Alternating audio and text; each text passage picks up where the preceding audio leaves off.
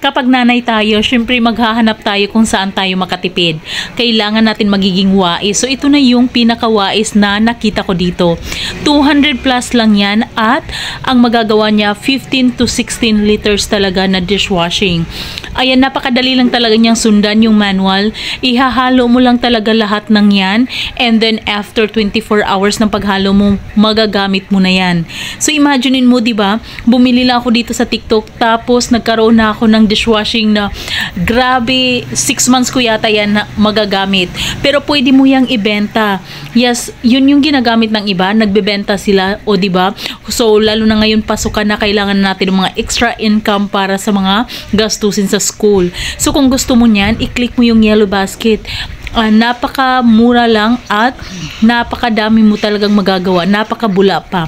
Kaya kung gusto mo, i-click mo yung yellow basket para maka-order ka. Ang bilis lang din talaga ng delivery at ang dali lang niyang gawin.